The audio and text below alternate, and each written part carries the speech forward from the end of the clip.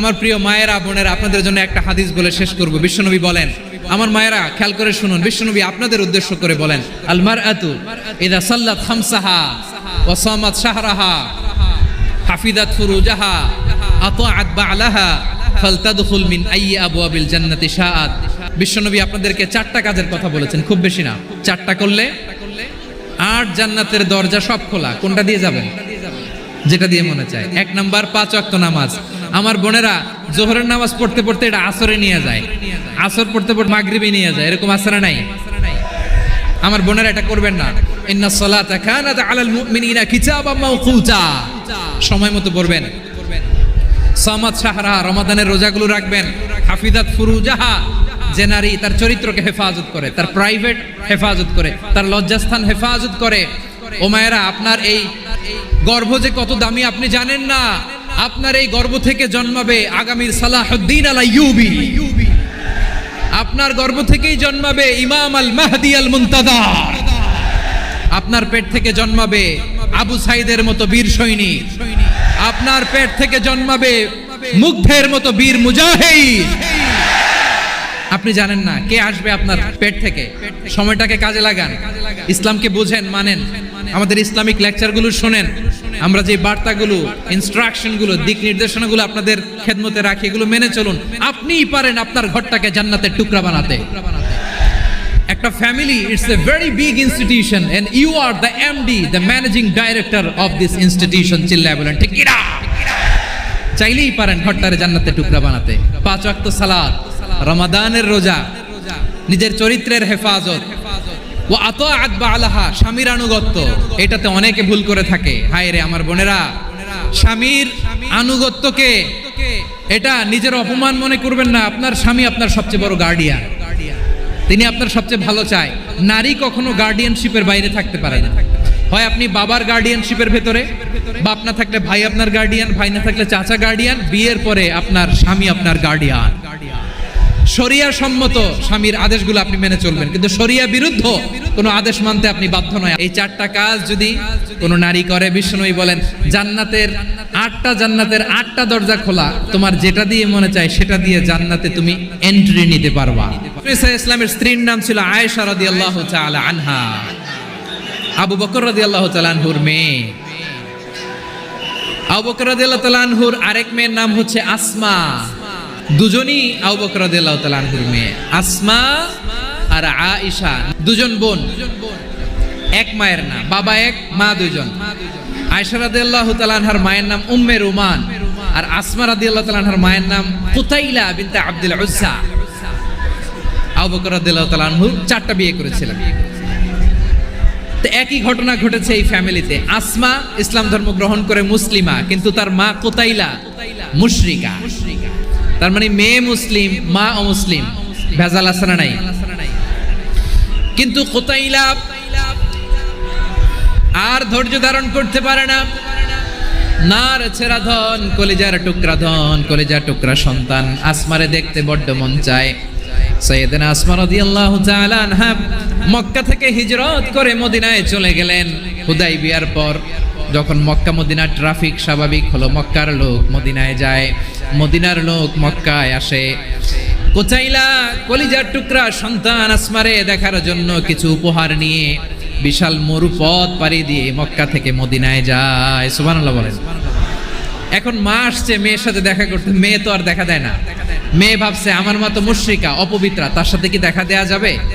বিশ্বনবীর দরবারে চলে গেলেন। কি সৌভাগ্যবান ছিল তারা! মাসলা জানার দরকার হলেই নবীর দরবারে চলে যেত। ঘরে বউয়ের সাথে ঝগড়া হলে নবীর দরবারে চলে যেত। অনেক সাহাবী বলে আমার পেটে ক্ষুধা লাগলো আমি নবীর কাছে চলে যেতাম, কারণ নবীর চেহারার দিকে তাকালেই আমার পেটের ক্ষুধা মিটে যেত। সাইয়েদনা আসমা রাদিয়াল্লাহু তাআলা আনহা বিশ্বনবীর কাছে চলে গেলেন, যে বললেন ইয়া রাসূলুল্লাহ ইয়া হাবিবাল্লাহ ইন্না উম্মি কাদিমাতুন ইলাইয়া ওয়া হিয়া রাগিবা।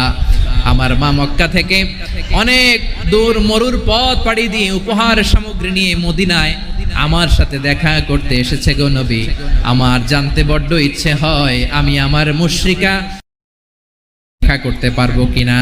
আফা আসিলুহা আগে যেমনি আমি আমার মায়ের সাথে ভালো আচরণ করতাম, যেমনি আমি আমার মায়ের সাথে সদাচরণ করতাম গো নবী, এখন আমি মুসলিমা, মা মুশরিকা, এখনো কি আগের মতো সদাচরণ করতে পারবো নাকি? বিশ্বনবী বললেন, নাম সিলিহা, হ্যাঁ রে আসমা, অবশ্যই অবশ্যই, আগে ঠিক যেমন তুমি তোমার মায়ের সাথে ভালো আচরণ করতে, এখনো তেমনি আগের মতো ভালো আচরণ করবা। কি ইসলাম আমরা পেয়েছি! কত ব্রড মাইন্ডেড আমাদের ইসলাম, কত ওপেন মাইন্ডেড ইসলাম, কত ওপেন আপ করতে পারে, চিন্তা করতে পারেন?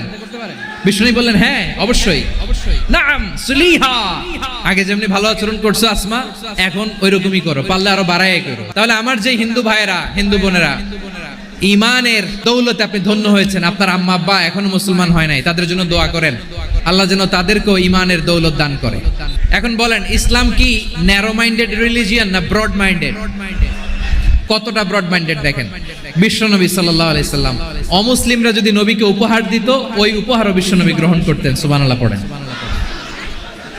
আপনার অমুসলিম বন্ধু যদি উপহার দেয়, সেটাও আপনি নিতে পারবেন, যেটা নেওয়া জায়েজ। কিন্তু আপনার বন্ধু যদি আপনার মদের বোতল দেয়, নিতে পারবেন না? হালাল যে কোনো জিনিস নিতে পারবেন। বিশ্বনবী সাল্লাল্লাহু আলাইহি ওয়াসাল্লাম অমুসলিমদের দেয়া হাদিয়া গ্রহণ করতেন। কেমন নবী ছিলেন! আমার নবীরে চিনে নেন, আমার নবীর অ্যাটিটিউড জেনে নেন। বিষ্ণু ইসলাম যখন কোন জনপদে যেতেন, তিনটা অপশন নিয়ে যেতেন। এক নাম্বার অপশন, আসলিম তাসলাম। নতুন এলাকায় গেলে বলতেন আসলিম তাসলাম, ইসলাম ধর্ম গ্রহণ করো, শান্তিতে থাকবা, আমার ভাই হয়ে যাবে, আমরা ভাই ভাই। ইসলাম মানো, আমরা ভাই ভাই। যদি বলে না ইসলাম মানবো না, ওকে, অপশন নাম্বার 2, মুসলিম হওয়ার দরকার নাই, লা ইকরাহা ফিদ্দিন, ইসলামে কোনো বাড়াবাড়ি নাই। খ্রিস্টান আছো থাকো, বৌদ্ধ আছো থাকো, ইহুদি থাকতে চাও থাকো, কিন্তু আমরা যেহেতু রিজিওনাল সুপার পাওয়ার, আমাদের আন্ডারে থাকো, ট্যাক্স দিয়া থাকো, এটার বলে জিজিয়া। আলেম যারা আছেন বুঝবেন, এটার আরবিতে কি বলে? জিজিয়া। You pay us the tax, we will give you the security. তোমরা ট্যাক্স দিবা, আমরা সিকিউরিটি দিব, আমাদের আওতায় থাকবা, কেউ তোমাদেরকে আক্রমণ করতে পারবে না, আমরা নিরাপত্তা দিব। সুবহানাল্লাহ বলেন। ট্যাক্স দাও, আমরা সিকিউরিটি দিব। না, এটাও মানি না। বিষ্ণু বলেন, তাহলে তলোয়ার আমাদের আর তোমাদের মাঝে ফয়সালা করবে। মুসলিমও হবা না, ট্যাক্স দিবা, নিরাপত্তা দিব, আমরা সুপার পাওয়ার, আমাদের আন্ডারে থাকবে, এইটাও না। তাহলে তোমাদেরকে তো আমরা বিশ্বাস করতে পারি না, কখন না কখন বিশ্বাসঘাতকতা করো, কার সাথে মিলে হাত মিলাও, তলোয়ার আমাদের মাঝে ফয়সালা করবে। তখন তিনি জিহাদের সশস্ত্র সংগ্রামের ঘোষণা দিতেন। সুবহানাল্লাহ পড়েন। দেখেন, পশ্চিমারা জিহাদকে এইভাবে চিত্রায়িত করে না। ওরা জিহাদ বলতে বোঝায় তলোয়ার, হাত কাটো, গলা কাটো, না। জিহাদ সশস্ত্র সংগ্রাম 3 নম্বরে। অধিকাংশ ক্ষেত্রেই বিশ্বনবীর সুন্দর আচরণ দেখে, আরে আমার নবীর যে নুরানি চেহারা, অনেকে তো কেবল সিরেফ চেহারাটা দেখেই কালিমা পড়ে মুসলমান হয়ে গিয়েছে। যারা মুসলিম হয় নাই, তারা তাদের ইসলামেই বলবৎ ছিল, ট্যাক্স দিয়ে ইসলামের আন্ডারে ছিল। যারা এটাও মানে নাই, ওইটাও মানে নাই, তাদের বিরুদ্ধে জিহাদ।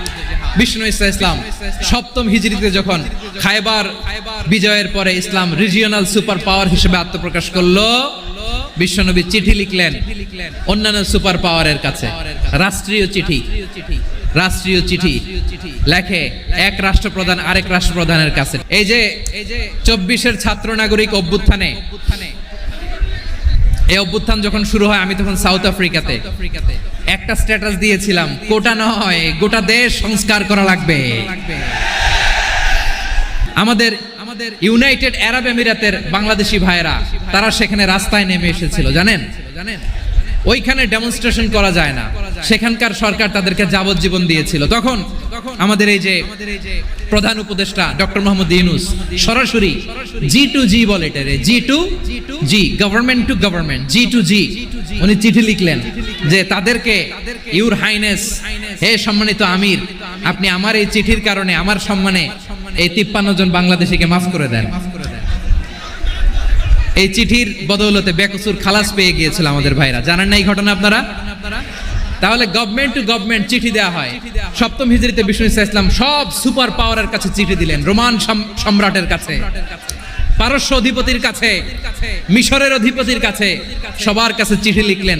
চিঠির ভাষা ছিল এরকম, মিন মুহাম্মাদিন রাসূলিল্লাহ ইলা মুকাওকিস আযীমিল কিবত মুহাম্মদ রাসূলুল্লাহর পক্ষ থেকে মিশরের বাদশার কাছে, আসলিম তাসলাম, ইসলাম মানো শান্তিতে থাকবা, সালামুন আলা মান ইত্তাবা আল হুদা, শান্তি তার জন্য যে হেদায়েতের অনুসরণ করে। সুবহানাল্লাহ পড়েন। তো এই চিঠি অনেকে ভালোভাবে রিসিভ করেছে, অনেকে এই চিঠি পাওয়ার পরে নবীর কাছে আবার ইন রিটার্ন উপহার পাঠিয়েছে। মিশরের বাদশা মুকাউকিস তিনি বিশ্বনবীকে বিশাল এক উপহারের ডালি পাঠিয়েছেন। মিশরের বাদশা মুকাউকিস ছিলেন ধর্মে খ্রিস্টান। কি উপহার দিয়েছিল আমার নবীকে? 1000 স্বর্ণমুদ্রা, 2টা খ্রিস্টান দাসী, একজনের নাম মারিয়া বিনতে শামউন আল কিবতিয়া, আরেকজনের নাম সিরিন বিনতে শামউন আল কিবতিয়া। একজন খ্রিস্টান দাস 20 থান কাপড় জামা বানানোর জন্য, আমরা নবী যেন সেলাই করে জামা বানাতে পারে এজন্য 20 থান কাপড়। এরপরে একটা গাধা যেটার নাম ছিল উফাইর, আর একটা খচ্চর এটার নাম ছিল দুলদুল। খচ্চর চিনেন?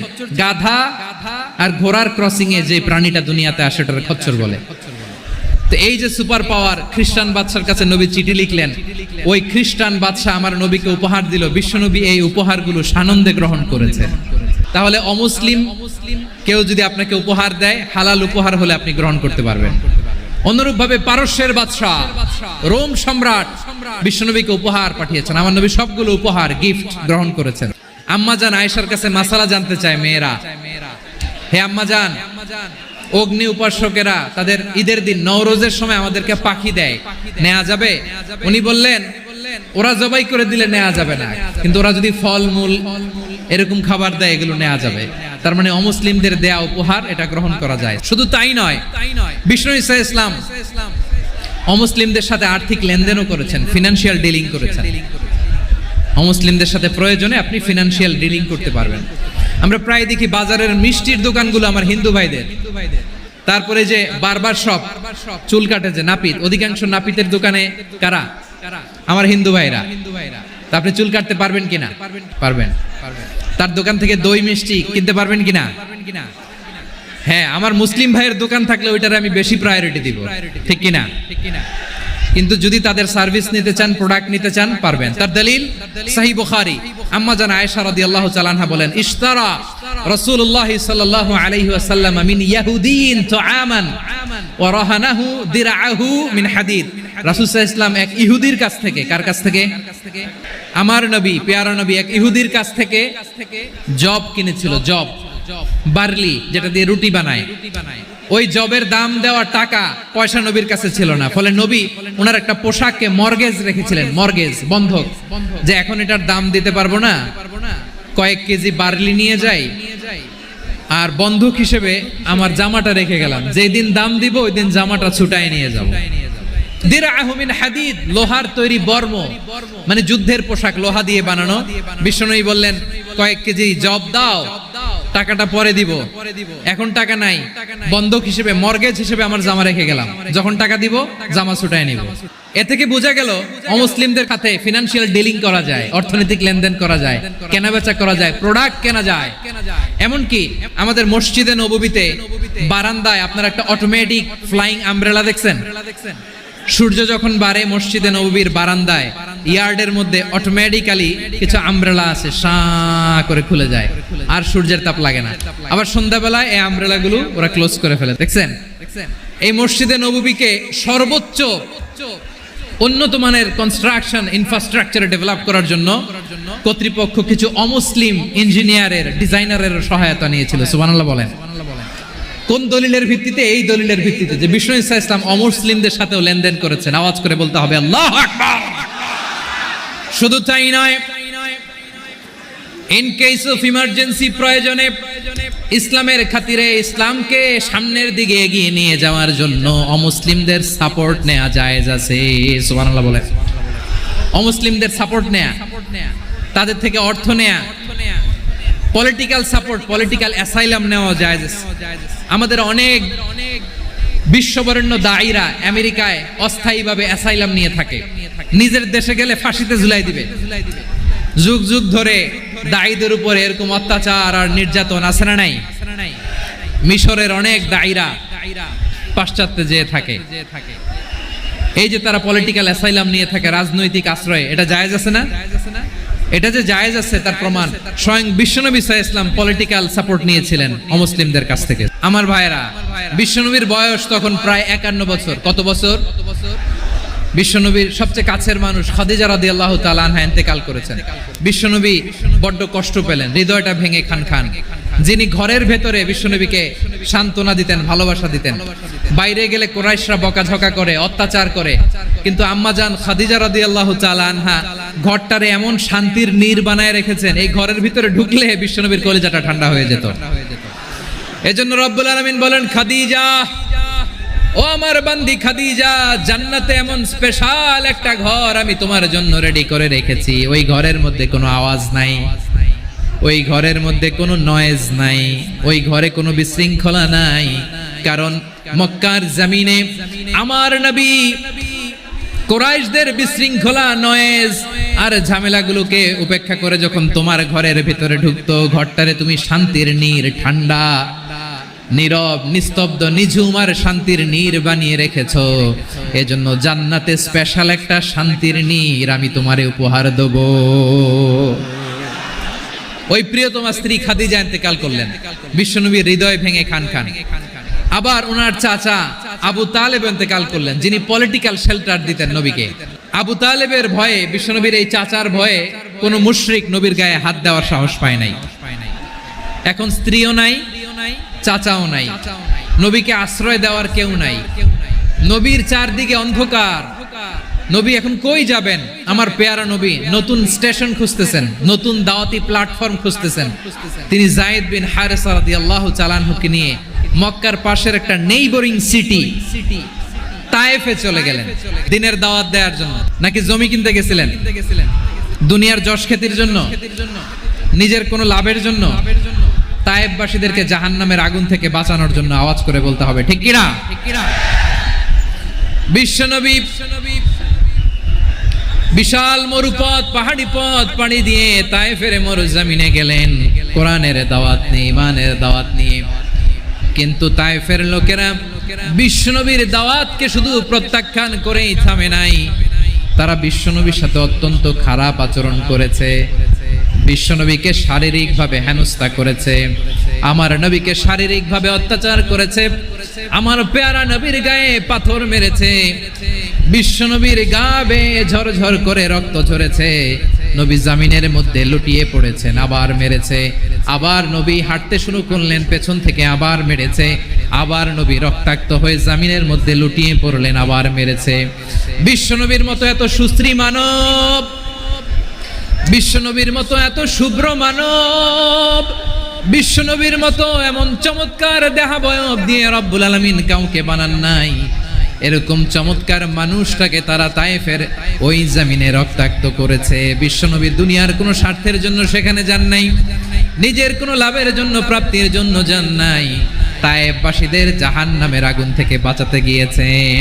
খেয়ে না খেয়ে দ্বীনি প্রচারের কাজে নিজেকে দিয়েছ বিলিয়ে, তায়েফের কাফিরেরা চিনল না সে আলো, দুষ্ট ছেলেদের পিছু দিল লেলিয়ে, পাথরের আঘাতে ক্ষত বিক্ষত হয়ে সারা শরীর থেকে রক্ত ঝরে। হে রাসূল তোমাকে ভুলি আমি কেমন করে, হে রাসূল তোমাকে ভুলি আমি কেমন করে। পারেন না আপনারা? ধরুন আমার সাথে।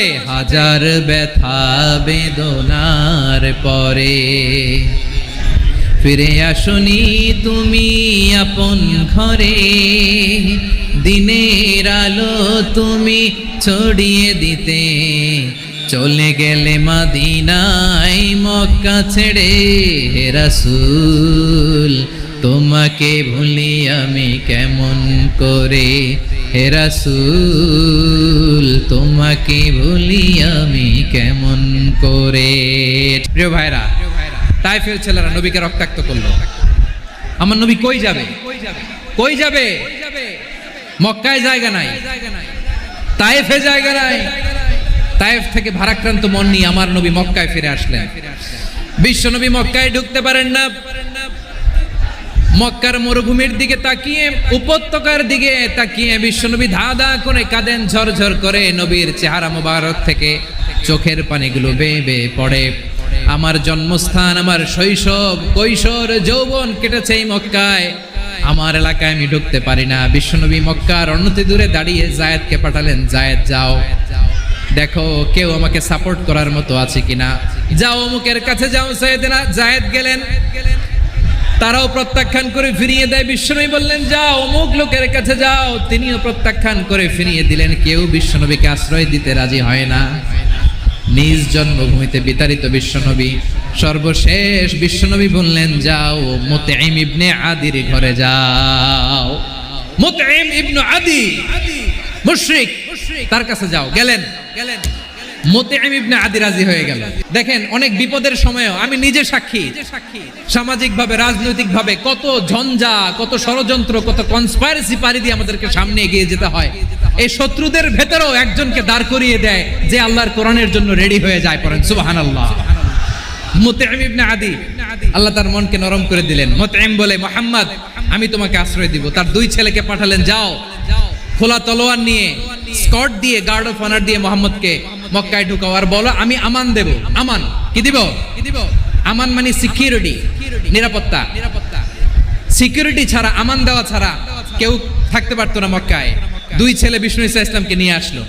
নবী কাবার চারদিকে তাওয়াফ করলেন, নামাজ পড়লেন। আবু জাহেল, উতবা, শাইবা, ওয়ালিদ ইবনে মুগীরা সবাই দেখে, কেউ কিছু করতে পারে না। কারণ মুতঈম ইবনে আদি ঘোষণা দিয়েছেন আমি মুহাম্মদকে আমান দিয়েছি, মুহাম্মদের গায়ে যেন কেউ স্পর্শ না করে। আওয়াজ করে পড়েন সুবহানাল্লাহ। নবীর এই বিপদ কালে মুহূর্তে মুতঈমের হৃদয়টারে নরম করে দিল কে? এই মুতঈম কি মুসলিম ছিল না মুশরিক? তাহলে মুশরিকের কাছ থেকে নবী পলিটিক্যাল অ্যাসাইলাম, আধুনিক রাষ্ট্রবিজ্ঞানের ভাষায় পলিটিক্যাল অ্যাসাইলাম, যেটাকে বলে রাজনৈতিক আশ্রয়, উনার আমান বা নিরাপত্তার এই ঘোষণায় তিনি মক্কায় ঢুকলেন। যতদিন নিরাপত্তা ছিলেন। মুতঈম যখন মারা গেল, বিষ্ণু ইসলাম হিজরত করে মদিনায় চলে গেলেন। সুবহানাল্লাহ। কিন্তু মুতঈম যে বিশ্বনবীর উপকার করছে এটা বিশ্বনবী ভুলে নাই। আমাদের অনেকে আছে উপকার করার পরে আর খেয়াল থাকে না, এরকম আছে না নাই? আমার নবী ভুলে নাই। বদরের প্রান্তরে 70 জন কাফেরকে যখন বন্দী করে বিশ্বনবীর সামনে হাঁটু গেড়ে দাঁড় করানো হলো, বসানো হলো, 70 জন কাফের। কয়জন? বিশ্বনবী তাদের দিকে তাকিয়ে বললেন, সহিহ বুখারীর বর্ণনা, লাউ কানাল মুতঈম ইবনে আদি হাইয়ান সুম্মা কাল্লামানি হাউলা ইন্নাতনা লা তারাকতুহুম লাহু। বদরের প্রান্তরে 70 জন বন্দী কাফিরের দিকে তাকিয়ে আমার নবী বললেন, আজকে মুতঈম ইবনে আদি যদি বেঁচে থাকতো আর তোমাদের 70 জনের ব্যাপারে যদি মুতঈম এক বাক্যে একটা সুপারিশ করত, তার সম্মানে আজকে তোদের সবাইকে আমি মাফ করে দিতাম। বিশ্বনবী মুতঈমের এই সাহায্যের কথা বলে নাই। 70 জন মুশরিক হাঁটু গেড়ে বসা, নবী চাইলে এখনই এক্সিকিউশন অর্ডার দিতে পারে। তিনি বললেন আজকে যদি মুতঈম বেঁচে থাকতো আর মুতঈম যদি তোদের জন্য সুপারিশ করতে, এই আবর্জনাগুলোর ব্যাপারে সুপারিশ করতে, আমি মুহূর্তেই তোদেরকে এমনি মাফ করে দিতাম। শুধু তাই নয়, যাকে যে সম্মান দেয়ার আমার নবী দিতেন, হোক আস্তিক হোক নাস্তিক, হোক মুসলিম হোক অমুসলিম। রোমান সম্রাটের কাছে বিশ্বনবী যখন চিঠি লিখলেন মিন মুহাম্মদ রাসূলিল্লাহ ইলা হিরাকলা আযীমির রোম, মুহাম্মদের পক্ষ থেকে হিরাক্লিয়াসের কাছে, যিনি হচ্ছেন আযীমির রোম, এটা নবী নিজ থেকে বানায় লিখছেন অতিরিক্ত সম্মান দিয়ে। কোন রাষ্ট্রপ্রধান যখন আসে তাদেরকে আমরা কি বলি জানেন? তার নামের শেষে HE এটা লিখতে হয়, H.E. মানে হিজ এক্সেলেন্সি। কি লেখে? হিজ এক্সেলেন্টি অথবা ইউর হাইনেস, ইউর ম্যাজেস্টি। দেখেন বিশ্বনবী সাল্লাল্লাহু আলাইহি ওয়াসাল্লাম সব নবীদেরও নবী, তিনি একজন মুশরিক খ্রিস্টান সম্রাট রোমান সম্রাটের কাছে চিঠি লিখতে যায়, লিখতেছে ইলা হিরাকলা আযীমির রোম, হিরাক্লিয়াসের কাছে আমার চিঠি, যিনি রোমের আযীম, হিজ হাইনেস, মানে রোমের অনেক সম্মানিত এক বাহাদুর। আওয়াজ করে বলেন সুবহানাল্লাহ। তার মানে যাকে যে সম্মান দেয়ার এটা বিশ্বনবী দিতেন। এমনকি যে ইহুদিরা ভালো ছিল, এই ইহুদিদেরও প্রশংসা করেছেন বিশ্বনবী মুহাম্মদুর রাসূলুল্লাহ সাল্লাল্লাহু আলাইহি ওয়াসাল্লাম। এক ইহুদির প্রশংসা করেছেন বিশ্বনবী। ইহুদির কার? আমি তো আমার ভাইয়ের প্রশংসা করি না, আমি তো এক আলেম আরেক আলেমরে স্পেস দেই না। আমি তো এক দায়ী আরেক দায়ীর সাথে বসতে চাই না। আমার নবী ইহুদির প্রশংসা করে। কার প্রশংসা? ওই ইহুদির নাম ছিল মুখাইরিক। সিরাত গ্রন্থ ঘাটলে পাবেন।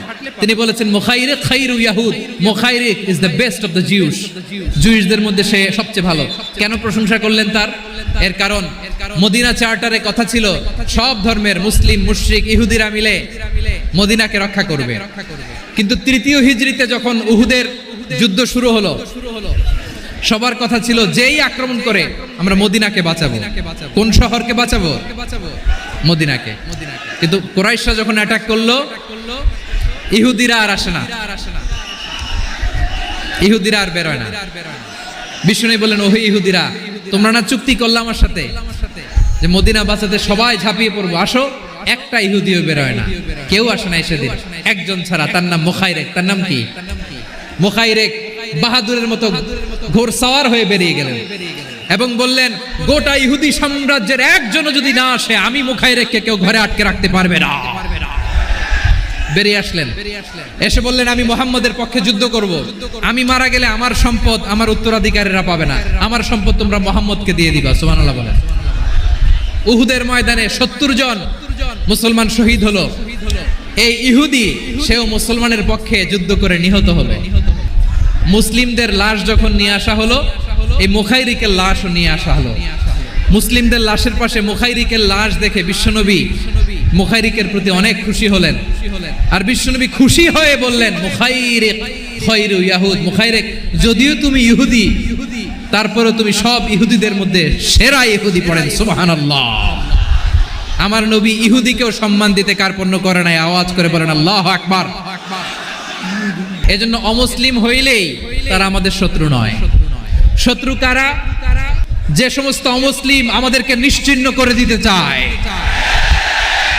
যে সমস্ত অমুসলিম আমাদের ভূখণ্ড থেকে আমাদেরকে তাড়িয়ে দিতে চায়, যে সমস্ত অমুসলিম আমার ধর্ম নিয়ে তুচ্ছতাচ্ছিল্য করে চিল্লায় বলেন ঠিক কিনা,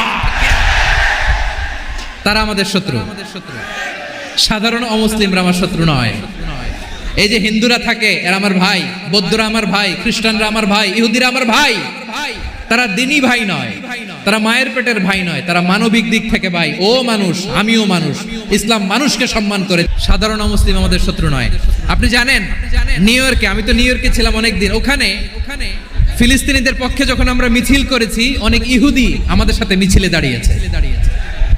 কারণ ওরাও জানে এই ভূখণ্ড ফিলিস্তিনিদের ভূখণ্ড। আওয়াজ করে বলো লালমনিরহাট ঠিক কিনা। তো তারা কি আমাদের শত্রু? না। অনেক খ্রিস্টান আমাদের সাথে আমাদের স্বার্থ রক্ষায় আমাদের পাশে দাঁড়িয়েছে। খেয়াল রাখবেন, হিন্দু আর হিন্দুত্ববাদ এক নয়, ইহুদি ধর্ম আর জায়নিজম এক নয়। এই যে ফিলিস্তিনের ভাইয়েরা, তারা তাদের স্বাধীনতা সংগ্রামের জন্য লড়াই করছে, করে যাচ্ছে, আমরা এটাকে সমর্থন জানাই। চিল্লায় বলো ঠিক কিনা। কাশ্মীরের ভাইয়েরা স্বাধীনতার জন্য সংগ্রাম করছে, আমরা সেই সংগ্রামকে সমর্থন জানাই। যারাই আমাদের ইসলামকে নিশ্চিহ্ন করতে চায়, তাদের বিরুদ্ধে আমাদের সংগ্রাম। ওই সমস্ত দুর্বৃত্তদের সাথে আমাদের কোনো সম্পর্ক নাই। আমরা যদি ঐক্যবদ্ধ থাকতে পারি, ওই দুর্বৃত্তরা চান্স পাবে না। আবু তালেব নবীর চাচা, মুশরিক, মারা গিয়েছে মুশরিক অবস্থায়, কিন্তু আজীবন আমার নবীকে আগলে রেখেছে, আমার নবীকে সাপোর্ট করেছে, ভালোবেসেছে। আবু জাহেল মুশরিক, মারা গিয়েছে মুশরিক হিসেবে, আজীবন আমার নবীর বিরুদ্ধাচরণ করেছে। আবু জাহেলের শক্তি, সামর্থ্য, স্ট্র্যাটেজি, প্ল্যান সব আমার নবীর বিরুদ্ধে ছিল। এই আবু জাহেলের কারণে একটা দিন শান্তিতে আমার নবী মক্কায় ঘুমাতে পারে নাই। চিল্লায় বলেন ঠিক কিনা। এজন্য রব্বুল আলামিন বলেন, লা ইয়ানহাকুমুল্লাহু আনিল্লাযীনা লাম ইউকাতিলুকুম ফিদ-দীনি ওয়া লাম ইখরিজুকুম মিন দিয়ারিকুম আন তাবাররুহুম ওয়া তুকসিতু ইলাইহিম ইন্নাল্লাহা ইউহিব্বুল মুকসিতিন। আল্লাহ বলে, গোলামেরা শোনো শোনো, যে সমস্ত অমুসলিম তোমাদের সাথে ধর্মযুদ্ধে লিপ্ত হয় না, তোমাদের বিরুদ্ধে যে সমস্ত অমুসলিম অস্ত্র ধরে না, যে সমস্ত মুসলিম তোমাদেরকে তোমাদের জন্মস্থান থেকে, ভূখণ্ড থেকে তাড়িয়ে দেয় না, তাদের সাথে ভালো আচরণ করতে আমি আল্লাহ নিষেধ করি নাই। তাদের সাথে সদাচরণে কোনো নিষেধাজ্ঞা নাই। বরং তাদের সাথে সদাচরণ করো, এটাই আমি আল্লাহ চাই। তাহলে আমার যে অমুসলিমরা আমাদের সাথে শত্রুতা করে না, তুচ্ছতাচ্ছিল্য করে না, আমাদের ভূমি থেকে আমাদেরকে উচ্ছেদ করতে চায় না, আমাদের বিরুদ্ধে অস্ত্র ধরে না, ওই অমুসলিম ভাইদের সাথে আমাদের কোনো দ্বন্দ্ব আছে? কোনো বিরোধ আছে? বরং আছে ভালোবাসা। বরং আছে কি? এই ভালোবাসা দিয়ে আমরা বিশ্ব জয় করব। রাজি আছো মুসলমান? আমাদের পুঁজি ভালোবাসা। আমাদের পুঁজি কি? আমার এই পুরো আলোচনা থেকে the religious coexistence, peaceful coexistence, শান্তিপূর্ণ সহাবস্থান, কমিউনাল হারমোনি, এই সাম্প্রদায়িক সম্প্রীতি, এই আলোচনা থেকে কি বুঝলেন? ইসলাম কি ন্যারো মাইন্ডেড না ব্রড মাইন্ডেড? এই ব্রড মাইন্ডেড হৃদয় নিয়ে ভালোবাসা দিয়ে আমরা বিশ্ব জয় করতে চাই। রাজি আছেন? আল্লাহ কবুল করুক। আমরা সবাই পড়ি আমিন। আমার প্রিয় মায়েরা, বোনেরা, আপনাদের জন্য একটা হাদিস বলে শেষ করব। বিশ্বনবী বলেন, আমার মায়েরা খেয়াল করে শুনুন, বিশ্বনবী আপনাদের উদ্দেশ্য করে বলেন, আল মারআতু ইযা সাল্লাত খামসাহা ওয়া সামাত শাহরাহা হাফিজাত ফুরুজাহা আতাআত বা'লাহা ফালতাদখুল মিন আইয়ি আবওয়াবিল জান্নাতি শাআত। বিশ্বনবী আপনাদেরকে 4টা কাজের কথা বলেছেন, খুব বেশি না। 4টা করলে 8 জান্নাতের দরজা সব খোলা। কোনটা?